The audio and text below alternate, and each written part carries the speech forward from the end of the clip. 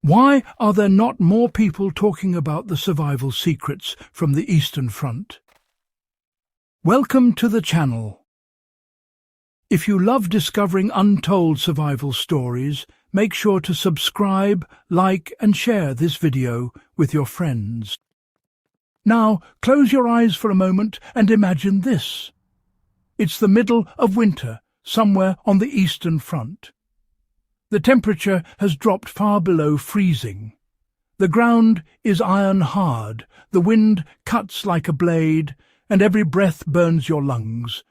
You don't have a modern sleeping bag, no insulated pad, no Gore-Tex jacket. What you do have is a rifle, a ration tin, and a single wool blanket. And if you use that blanket wrong tonight, you may not wake up tomorrow. This was the reality for millions of soldiers across World War I trenches and World War II mountain campaigns. They didn't survive because they were tougher than us. They survived because they understood something we've largely forgotten today. Survival isn't about gear.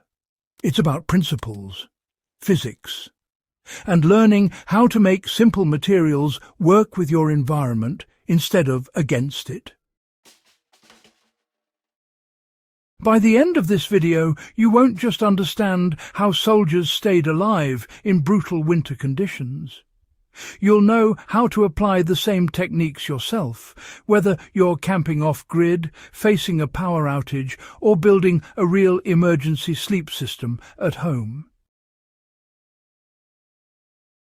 Before we dive in, take a second to like this video, share it with a fellow history or survival enthusiast, drop your thoughts in the comments, and subscribe to Warcraft Survival so you don't miss the practical lessons history keeps trying to teach us.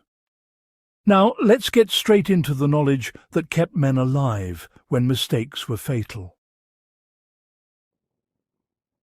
Why wool was a soldier's most trusted weapon. For centuries, wool was really the backbone of cold-weather survival, and by the time global wars erupted in the 20th century, armies already understood its value. Wool retains heat even when soaked, something cotton just cannot do. Its fibers trap air naturally, creating insulation without any technology at all. It resists sparks and flame, which, really mattered in trenches filled with candles, fires and explosives. Most importantly, wool forgives mistakes. A wet wool blanket can still save your life. A wet, modern fabric often cannot.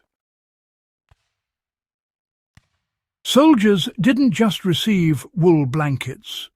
They were taught, through experience and necessity, how to use them correctly. Those who failed to learn often paid with frostbite, trench foot, or hypothermia. Those who adapted survived entire winters with nothing more than layered cloth and discipline. The deadly mistake most people still make. One of the most common mistakes then and now is wrapping a blanket tightly around the body.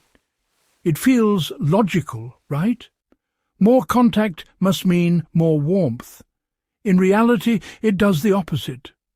Tight wrapping compresses the insulating air trapped in wool. It traps sweat against the skin. As moisture builds, evaporative cooling begins, silently pulling heat from your body even while you're covered. Soldiers learned this lesson fast. The men who survived winter campaigns understood that warmth doesn't come from pressure. It comes from air. The goal was never to smother the body, but to create a stable pocket of warm air around it. Once that idea clicked, survival rates improved dramatically. Insulating from the ground, the first rule of cold survival. Cold ground is a heat thief. No amount of blanket on top will save you if the earth beneath you is pulling heat away all night. Soldiers improvised relentlessly to solve this.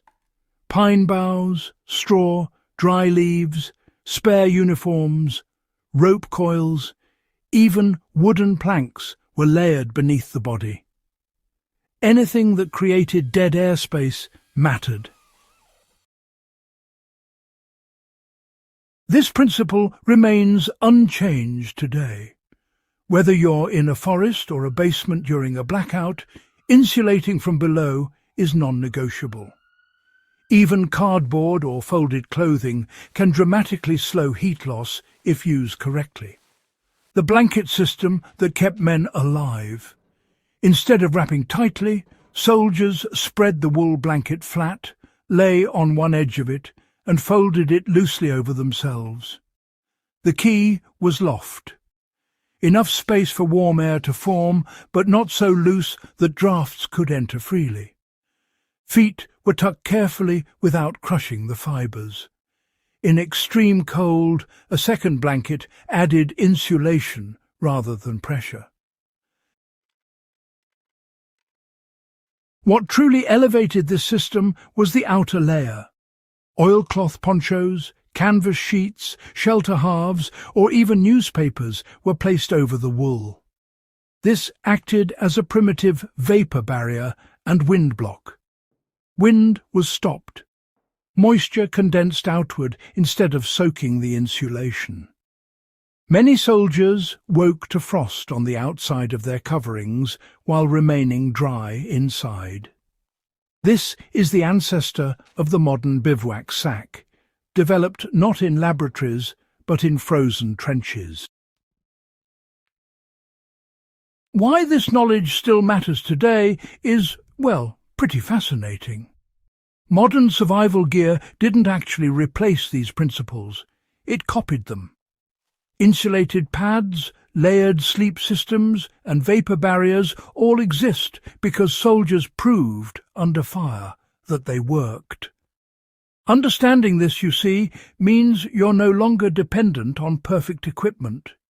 You can adapt, you can improvise, and most importantly, you can survive when plans fall apart. High wool content blankets, loose layering, ground insulation and wind protection. These, honestly, remain among the most reliable cold weather strategies available. These are skills that don't expire and don't require batteries. The real lesson war left behind, if you think about it, is that the greatest survival tool soldiers carried wasn't wool. It was actually awareness. They observed what worked, adjusted quickly, and respected the environment instead of fighting it blindly. That mindset is, in fact, what Warcraft Survival exists to preserve.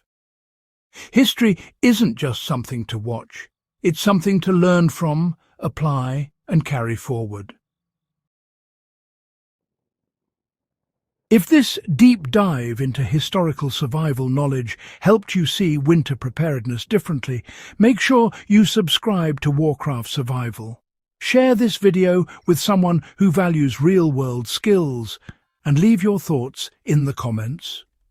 Every interaction helps keep these hard-earned lessons alive. Remember, survival isn't about having more gear. It's about understanding what you already have. Stay ready, stay curious, and never stop learning from history.